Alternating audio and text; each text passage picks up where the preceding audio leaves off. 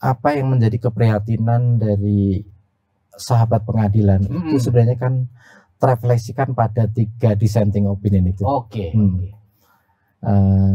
Keprihatinan kalangan akademisi, keprihatinan Ibu Megawati, dan juga banyak sekali kelompok masyarakat sipil, itu saya kira terwakili dari 3 dissenting opinion. Saya kira kita memberikan rasa hormat yang tinggi kepada 3 dissenting opinion itu. Itu memberikan pelajaran terbaik bahwa ada masalah serius yang terjadi pada penyelenggaraan Pilpres itu sendiri. Percaya bahwa tidak ada bangsa maju di dunia dengan fondasi nepotisme itu sendiri. Kalau saya amati sepanjang Mas Sukidi menulis mulai tahun 2020 secara kritis, sama sekali tidak pernah memuji pemerintahan Presiden Joko Widodo. Alasannya apa, Pak?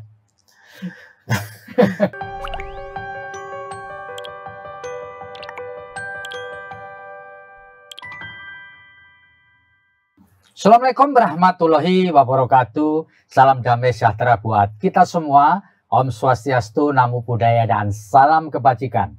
Bertemu lagi dengan saya, Feby Mahendra Putra, Direktur Pemberitaan Tribun Network.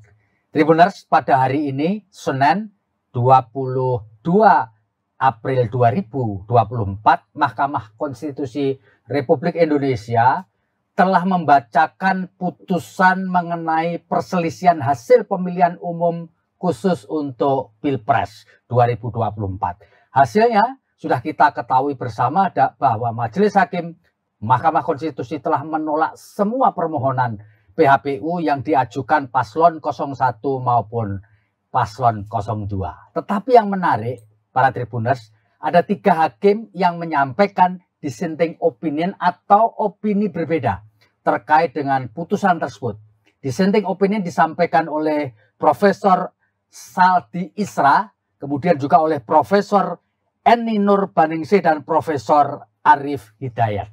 Dan untuk ngobrolin soal itu, saya telah bersama dengan Mas Sukidi PhD. Beliau adalah pengamat atau pemikir kebinekaan sekaligus orang yang selama ini kritis di dalam melihat praktek demokrasi di Republik ini. Dan saya akan sapa beliau. Assalamualaikum Mas Sukidi. Waalaikumsalam Mas Feby. Luar biasa Mas Sukidi telah hadir bersama kita untuk ngobrolin soal putusan Mahkamah Konstitusi Mas Sukidi. Dan kebetulan topik yang disampaikan di dalam PHPU di Mahkamah Konstitusi itu adalah sama persis dengan pemikiran-pemikiran Mas Sukidi yang saya ikuti di Harian Kompas. Mas, saya kepingin tahu dari Mas Sukidi mengenai apa yang sampean amati dalam proses demokrasi sampai tadi Mahkamah Konstitusi memutuskan PHPU khusus untuk Pilpres 2024.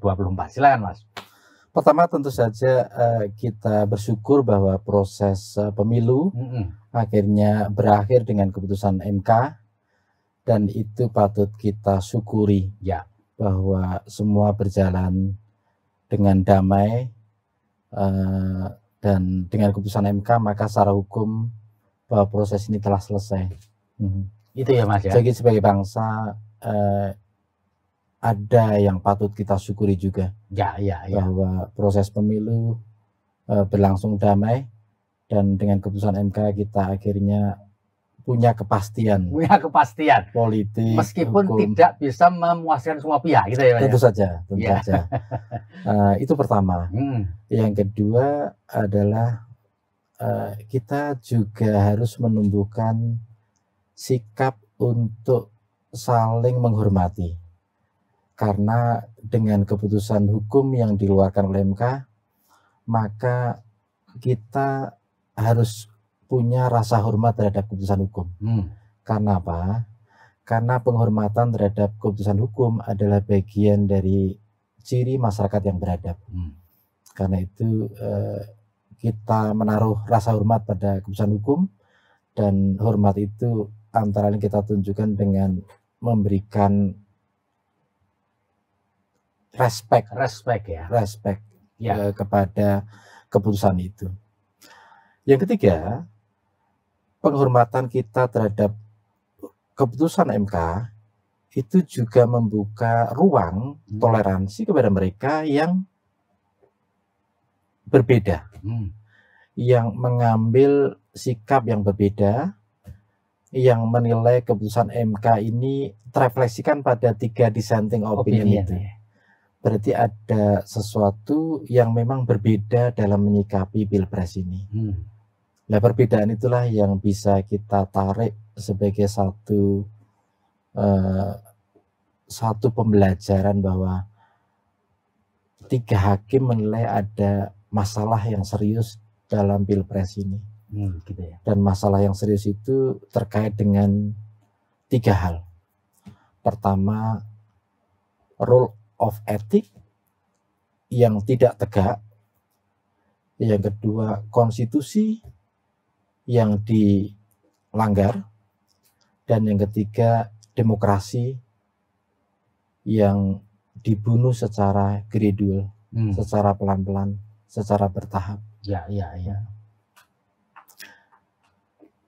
Pada aspek demokrasi, sebenarnya keputusan MK ini menyempurnakan pembunuhan demokrasi itu sendiri. Jadi mereka tidak menjaga demokrasi agar terselamatkan dari kematian, tapi keputusan MK ini sebenarnya menyempurnakan kematian demokrasi di Indonesia. Kematian demokrasi itu tentu saja terefleksikan pada bagaimana intervensi kekuasaan terjadi, dan itu terefleksikan pada dissenting opinion itu sendiri.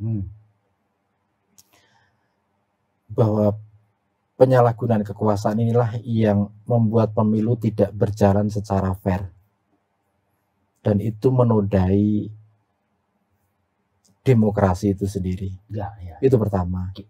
Yang kedua adalah ada norma demokrasi yang tak tertulis, unwritten norms of demokrasi, yang dijabarkan terkait dengan moral, etik, dan seterusnya, yang terefleksikan pada dissenting opinion bahwa politik cawe-cawe itu benar-benar merusak norma demokrasi yang tak tertulis, yaitu adalah mutual toleration, toleransi timbal balik.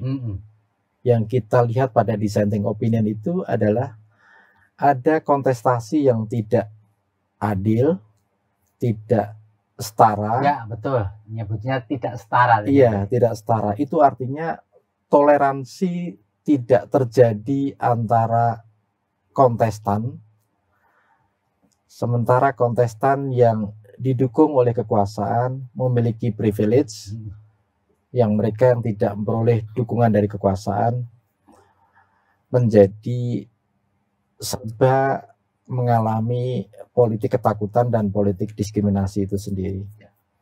Itu kedua.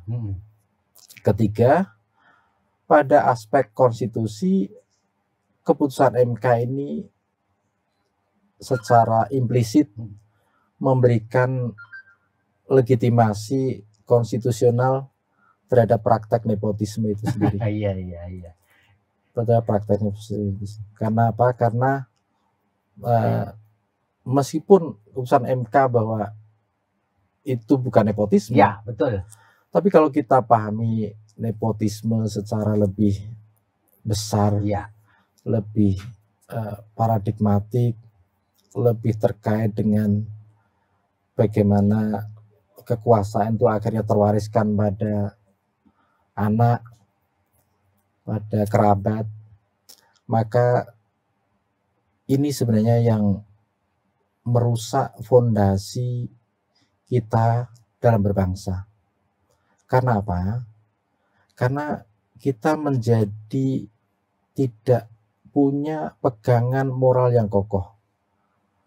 Batas-batas antara kepentingan pribadi dan kepentingan publik, antara nepotisme dan meritokrasi. Generasi muda pasti akan merasa tersayat-sayat hatinya.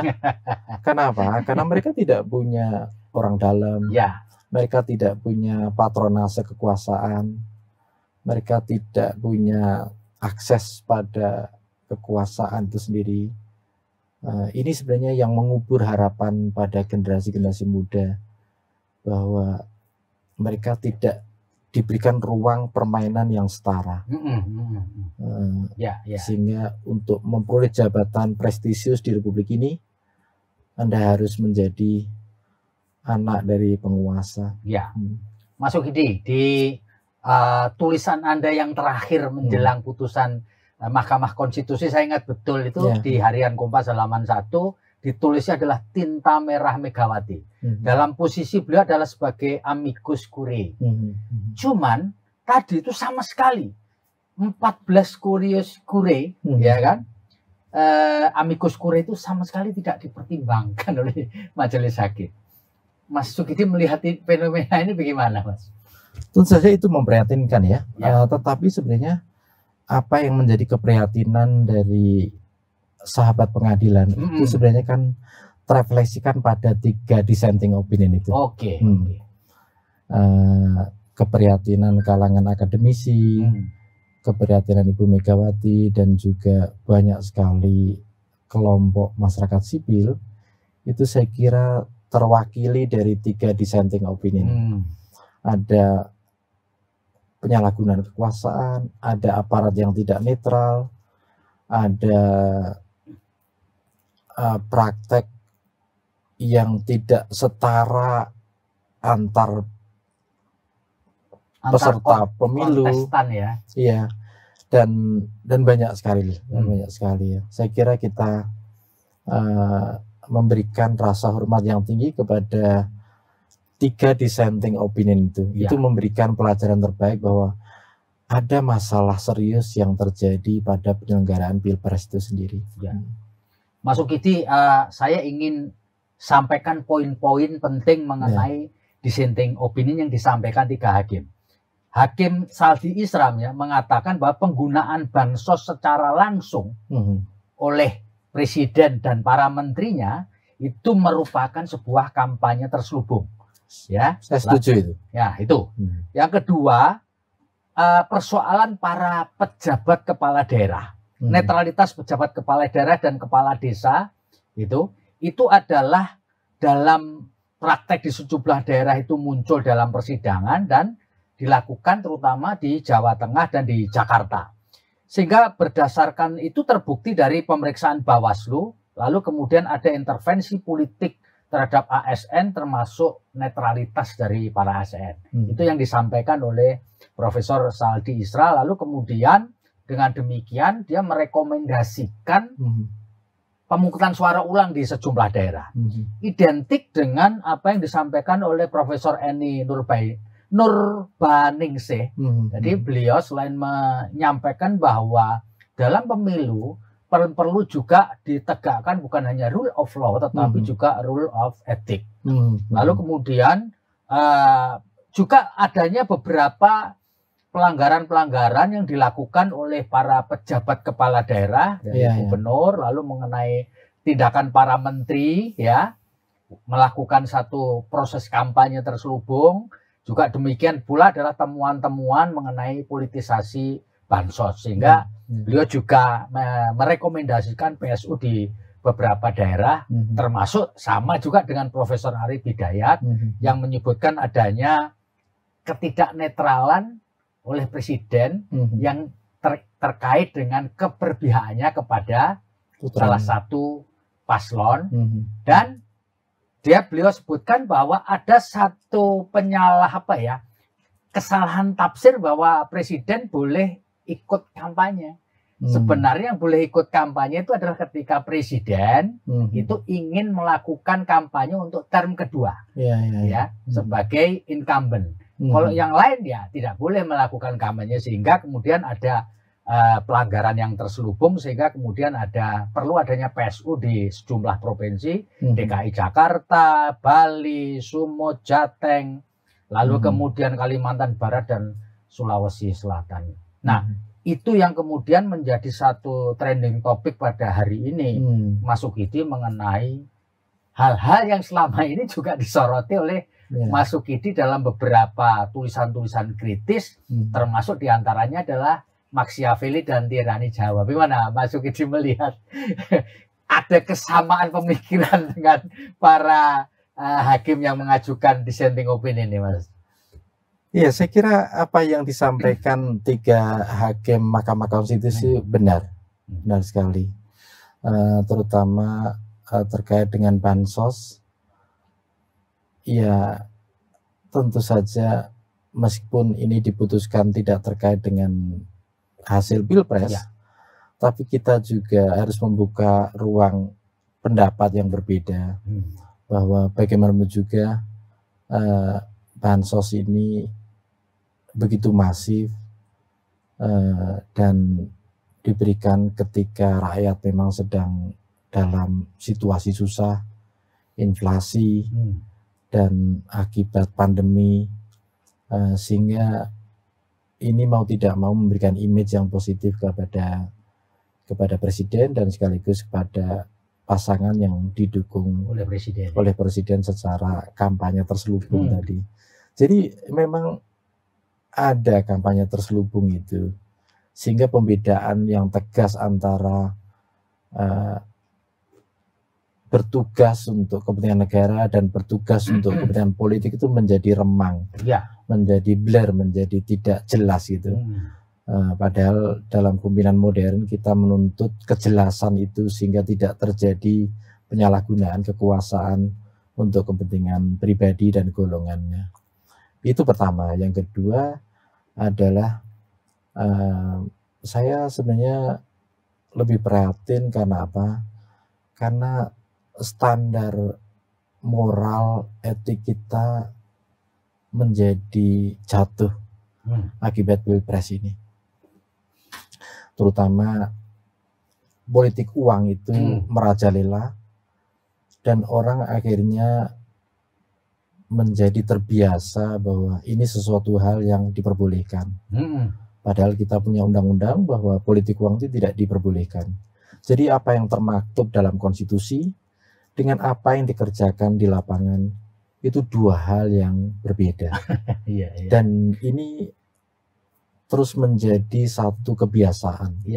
Dan akhirnya menjadi habit as second nature itu sendiri. Karena penyimpangan moral yang karena sering kali dilakukan maka menjadi hal yang lumrah belaka. Dan itu sebenarnya tidak dibenarkan sama sekali karena ini terkait dengan standar moral kita sebagai bangsa. Kalau memang politik uang itu diperbolehkan, maka konstitusi harus dirubah agar tidak terjadi pengkhianatan terhadap apa yang kita rumuskan dalam konstitusi itu sendiri.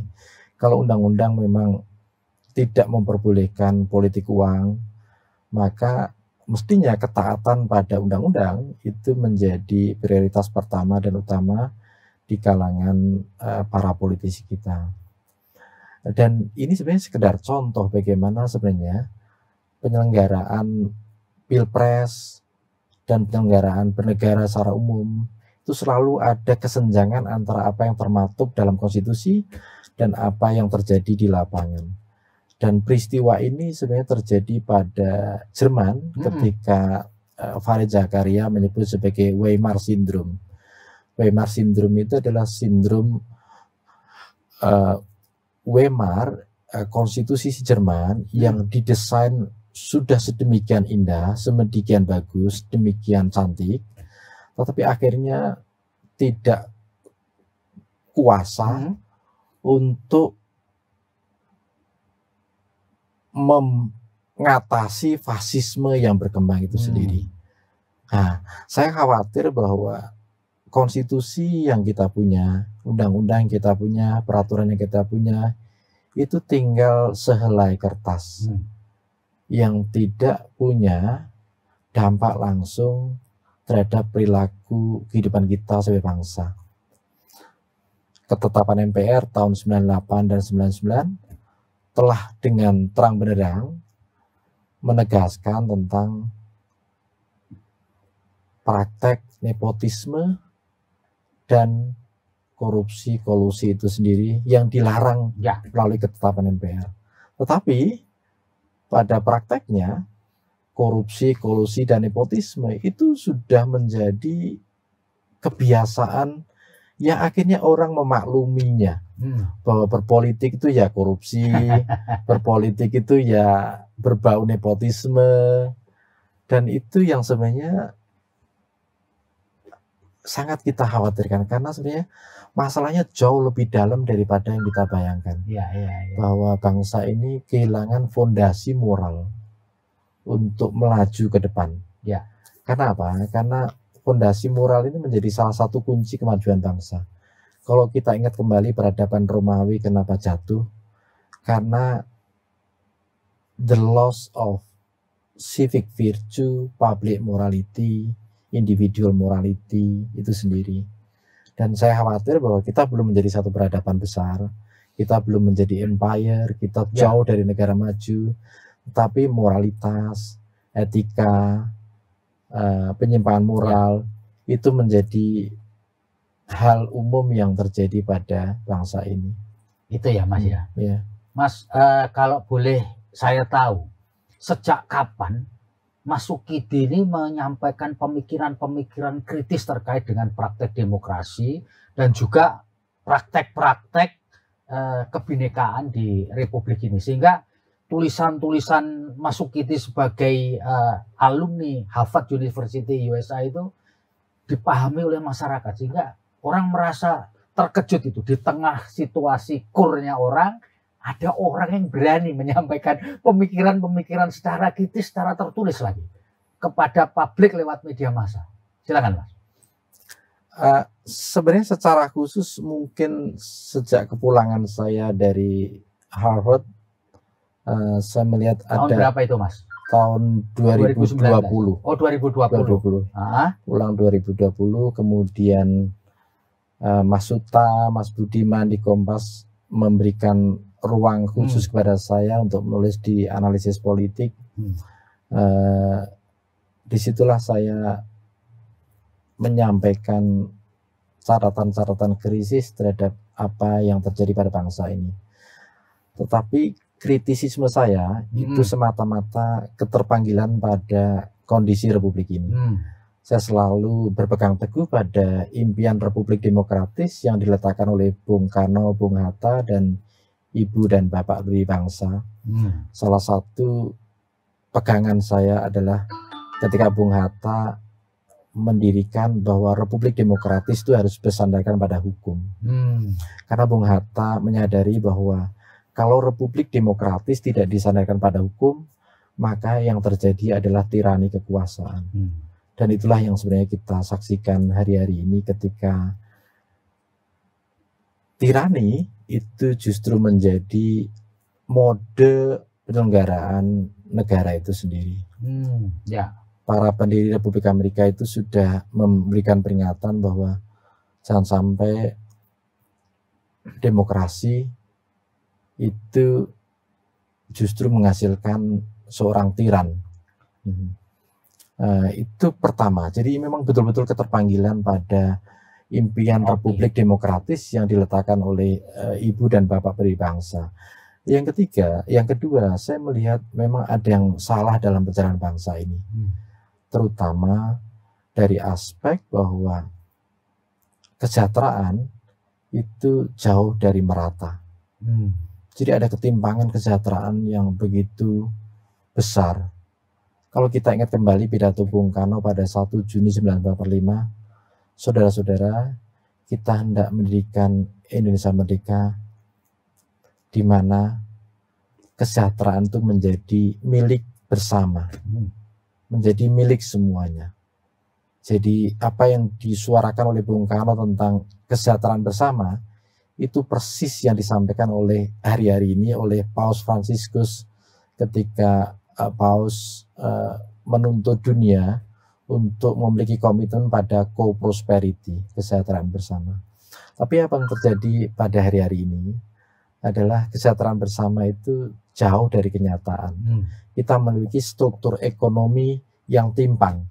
ada kelas miskin yang jumlahnya lebih dari 25 juta, ada kelas kaya raya yang jumlahnya sedikit, ada kelas ekonomi yang sulit sekali untuk menjadi orang kaya raya, tetapi rentan jatuh miskin. Oh gitu ya. Dan itu kelas menengah itu sendiri, yang jumlahnya paling besar, tetapi tidak begitu diperhatikan dalam kebijakan pemerintah. Sehingga bangsa ini tertatih-tatih untuk mengejar ketertinggalan. Dari aspek kecerdasan bangsa, kita tertinggal jauh. Kita menjadi bangsa dari tingkat IQ berada di 129 di dunia. Ranking 129. Iya. Dan dari segi Asia Tenggara, kita terendah di Asia Tenggara. Dan itu memprihatinkan sekali. Karena apa? Karena IQ yang rendah itu pasti potret dari kemiskinan yang jauh lebih besar ketimbang yang dikeluarkan oleh BPS. Pasti jauh lebih besar. Karena kemiskinan yang diukur hanya dengan tingkat pendapatan 550.000 per kapita, kita sudah memiliki jumlah 25 juta lebih.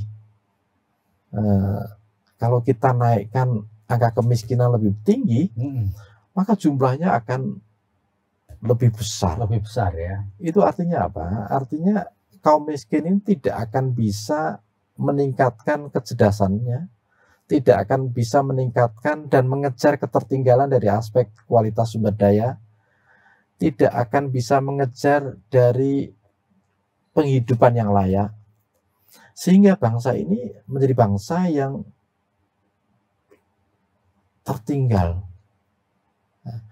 Pertumbuhan ekonomi yang selalu dibangga-banggakan itu ternyata tidak menghasilkan pertumbuhan yang berkualitas, sehingga menyisakan kelompok masyarakat yang rentan jatuh miskin, dan itu mayoritas, dan kelompok miskin yang jumlahnya cukup besar.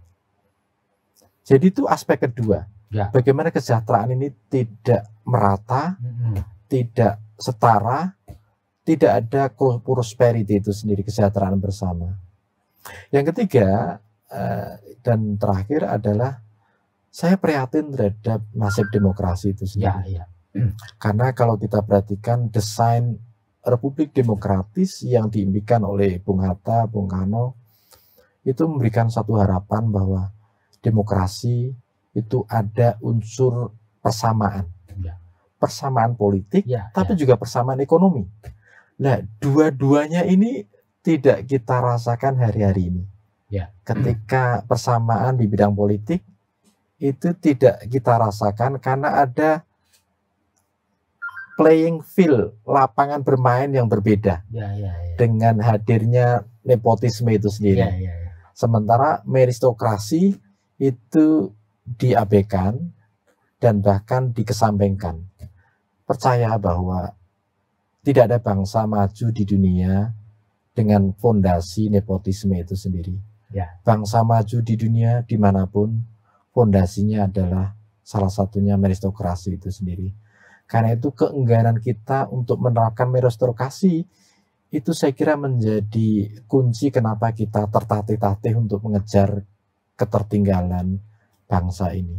Ingat ya, Singapura itu adalah negara yang terdekat dari kita, dari aspek negara maju, kemajuan dari aspek pendidikan, aspek kesehatan, aspek umur, aspek SDM, aspek pendidikan, aspek ekonomi, dan seterusnya. Kuncinya apa? Kuncinya kata Lee Kuan Yew adalah meritokrasi. Dan kata Lee Kuan Yew, negara Singapura itu adalah negara meritokrasi. Itu mereka yang bekerja keras, yang punya kemampuan, kompetensi, kearifan, dapat memajukan Singapura. Apakah Singapura berbangga-bangga dengan sumber daya alam? Tidak. Tapi mereka bisa maju. Sementara kita selalu berbangga-bangga kita negeri kaya, raya, dengan sumber daya alam yang berlimpah, tapi rakyatnya miskin. Ya. Dan itulah yang sebenarnya menjadi keprihatinan kita bersama. Karena apa?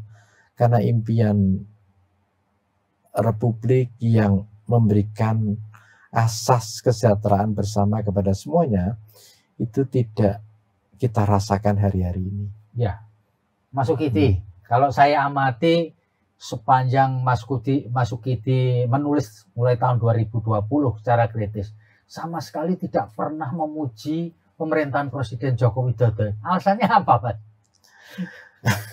Karena sudah banyak yang memberikan pujian. Jadi setelah terbanyak memuji ya. Iya, saya kira saya harus mengingatkan. Karena mengingatkan itu tak kalah mulianya daripada memuji ya. Dari sekedar memuji, bahkan mengingatkan itu adalah jauh lebih baik ketimbang sekedar memberikan pujian. Mengingatkan bahwa bangsa ini menjadi bangsa yang korup. Karena itu kalau kalian mau wujudkan Indonesia maju, maka perangilah korupsi dengan sungguh-sungguh. Itu pertama. Jadi perangi korupsi dengan sungguh-sungguh. Sehingga retorika negara maju itu hanya mungkin tercapai dengan memberikan prioritas terhadap perang terhadap korupsi. Itu pertama. Yang kedua, yang tak kalah pentingnya adalah berpikir untuk investasi jangka panjang. Jangan sekedar 5 tahunan. Kenapa? Karena tidak ada bangsa maju dimanapun tanpa investasi pada human capital itu sendiri. Dan itu yang kita abaikan selama ini. Investasi pada human capital kita rendah sehingga kita tidak panen aspek kualitas sumber daya manusia. Sumber daya manusia kita itu rendah sekali, sehingga kita tidak bisa berkompetisi dengan negara-negara, jangankan dunia, sekedar negara di Asia Tenggara pun kita tertinggal. Nah, itu yang kedua. Yang ketiga adalah fokus pada pendidikan. Karena ini sebenarnya yang kita amat sangat tertinggal. Pendidikan kita itu tertinggal jauh, bukan hanya dengan negara-negara maju, tapi dengan negara-negara Asia Tenggara sekalipun kita tertinggal jauh. Kalau pendidikan ini tidak dibenahi, terutama aspek kesejahteraan guru, aspek method of learning, metode pembelajaran yang lebih kritis, lebih memberikan penekanan pada science, math, engineering, and satu lagi teknologi, betul sekali. Itu 4 yang harus diprioritaskan. Tidak ada bangsa maju di dunia yang tidak bertumpu pada 4 ini. Bahkan di Amerika, kesadaran akan ketertinggalan dari 4 aspek ini membuat Amerika memberikan beasiswa cukup besar kepada mereka yang mengambil 4 hal ini ya. 4 subjek ini. Pendidikan, dan terakhir adalah konsentrasi untuk memberikan kebijakan yang lebih memberikan asas kemanfaatan kepada kelas miskin dan kelas menengah. Karena ini sebenarnya fondasi, Pak Feli. Fondasi untuk maju. Karena apa? Karena selama ini kelas menengah itu terabaikan. Sehingga mereka akibat pandemi ini lebih banyak jatuh miskin dan susah sekali untuk naik ke kelas kaya. Dan proporsinya itu besar sekali. Kalau standar kemiskinan dinaikkan saja, maka angka kemiskinan kita jumlahnya akan meningkat tinggi sekali. Dan selama ini pemerintah hanya melihat kemiskinan itu dari aspek pendapatan saja. Perlu ada terobosan baru untuk melihat kemiskinan dari aspek lack of human freedom. Seperti kata Amartya Sen. Jadi kekurangan kebebasan manusia untuk punya akses terhadap pendidikan, terhadap berbagai peluang sosial yang disediakan oleh negara, itu membuat bangsa ini akhirnya terseok-seok untuk mencapai kemajuan itu sendiri. Mas Sukidi, setelah apapun hasilnya sudah disampaikan oleh Mahkamah Konstitusi sebagai pengamat demokrasi. Ini ke depan ini apa yang akan terjadi menurut prediksi Mas Ukidi? Apakah terjadi kompromi politik, lalu kemudian tidak ada lagi yang kepingin jadi oposisi atau orang di luar pemerintahan, atau bagaimana menurut Mas Ukidi? Ke depan kita akan menghadapi apa yang oleh dua profesor Harvard, Pippa Norris dan Ronald Inglehart sebagai authoritarian populisme. Authoritarian populisme. Iya, populisme otoriter itu sendiri. Otoriter karena penekanannya pada security and order. Dua nilai itu yang akan menjadi prioritas untuk kebijakan politik ke depan. Jadi keamanan dan ketertiban itu bagian dari prioritas dari kepemimpinan yang otoriter itu sendiri. Populisme itu akan mewarnai kebijakan-kebijakan populis yang memang akan bisa mencuri hati rakyat, tetapi tidak bagus dari aspek fiskal kita, dari aspek stabilitas kita sebagai bangsa. Karena itu kita perlu memberikan masukan-masukan yang konstruktif agar tren populisme otoriter ini tidak terjadi pada bangsa ini ke depan. Yaitu dengan cara bahwa pertama, kekuasaan harus dibatasi. Gitu ya? Ya. Karena kita belajar dari masa silam bahwa kekuasaan yang terpusat pada eksekutif tanpa mekanisme check and balance dari legislatif maupun yudikatif itu rentan terhadap penyalahgunaan kekuasaan, menghasilkan apa yang menjadi tren dunia sebagai populis tiran itu sendiri. Tiran populis itu sendiri. Jadi kekuasaan terkonsentrasi pada segelintir orang dan akhirnya terjadi penyalahgunaan kekuasaan itu sendiri. Mas Ukidi, supaya pembaca kita, penonton kita lebih mengenal Mas Ukidi, bisa diceritakan sedikit Mas Ukidi mengenai diri Mas Ukidi, mulai dari pendidikan sampai kemudian mendapatkan kesempatan untuk belajar di Harvard University, universitas terkenal di Amerika Serikat. Silakan Mas. Saya bersyukur dilahirkan sebagai anak seorang petani kecil di Sragen, karena kedua orang tua memberikan keteladanan dalam bekerja keras. Dan kerja keras tanpa kenal lelah dan selalu disertai dengan doa, rasa syukur kepada Tuhan. Itulah yang selalu saya rasakan sebagai satu keberkahan hidup itu sendiri.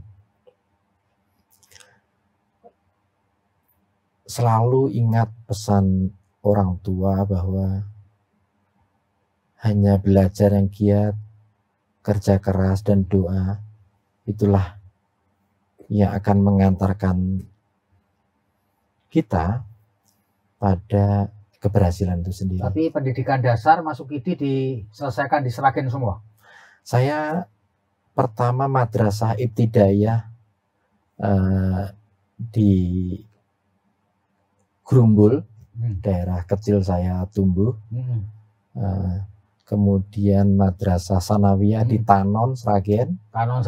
Kemudian madrasah aliyah program khusus yang dirancang oleh almarhum Bapak Munawir Sajali di Yogyakarta. Di Jogja ya. Dan kemudian S1 saya tempuh di IAIN Jakarta. Syarif Hidayatullah.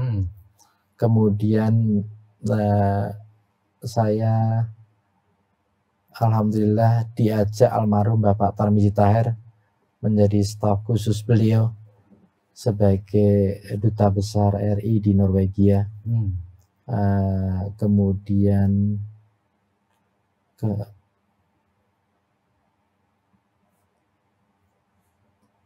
ngambil S2 pertama di Ohio University di Athens, di mana Buya Syafi'i pernah belajar di situ pada William Frederick, guru saya juga. Kemudian dari Ohio saya mendaftar master lagi di Harvard Divinity School. Dan setelah di Harvard Divinity School saya daftar di 3 kampus, di Harvard, di Chicago Divinity School, di University of Chicago, karena semula terinspirasi untuk menapak-tilasi jejak almarhum Nurholis Majid dan Buya Syafi'i Ma'arif. Juga saya mendaftar di Harvard University, di The Graduate School of Art and Sciences untuk PhD juga, dan terakhir saya daftar di Boston University di bawah bimbingan Profesor Hefner. Saya dapat 3-tiganya. Itu dijalani 3-tiganya? Saya akhirnya Harvard yang dipilih? Harus ngambil 1. Saya memilih di Harvard sehingga sampai menyelesaikan PhD ya, Mas? Menyelesaikan PhD tahun 2019 ya. Mas Sukidi tentu kepingin menyampaikan closing statement terkait dengan nasib demokrasi kita ke depan. Mau tidak mau, suka tidak suka, Republik ini selama 5 tahun ke depan dipimpin oleh Presiden Prabowo Subianto dan wakilnya adalah Gibran Rakabuming yang notabene adalah putra dari tertua dari Presiden Joko Widodo. Silakan Mas. Pada tahun 1928 Bung Hatta menutup pledoi Indonesia Merdeka di Belanda dengan pesan hanya ada satu tanah air yang disebut tanah airku. Ia berkembang dengan usaha dan usaha itu adalah usahaku.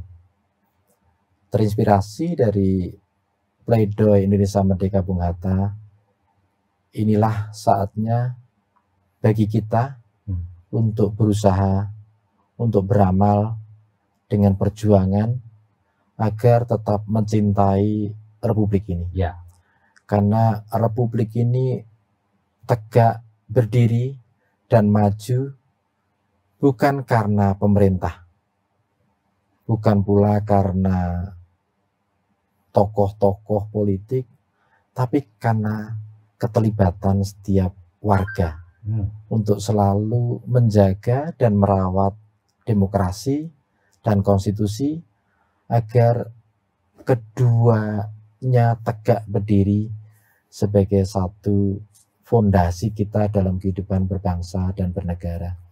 Saya kira kesetiaan kita pada konstitusi, pada demokrasi ini harus diwujudkan dengan amal, dengan usaha, dengan karya, dengan kerja bersama, sehingga itu menjadi sumbangsih kita bagi tegaknya Indonesia Raya yang kita cita-citakan bersama. Itu ya Mas ya. Baik, Tribuners, demikian ngobrol kita dengan Pak Sukidi PhD. Ya, beliau adalah pemikir kebinekaan sekaligus pengamat praktek demokrasi di negeri ini. Rasanya apa yang disampaikan oleh Mas Sukidi bisa menjadi asupan kita untuk tadi tetap tegaknya demokrasi bukan hanya secara formal tetapi demokrasi secara substansial. Demikian Mas, terima kasih. Terima kasih atas pemikirannya.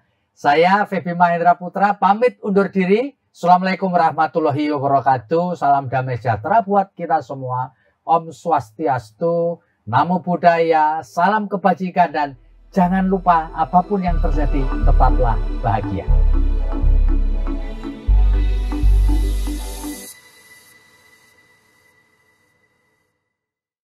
Terima kasih sudah nonton. Jangan lupa like, subscribe, dan share ya.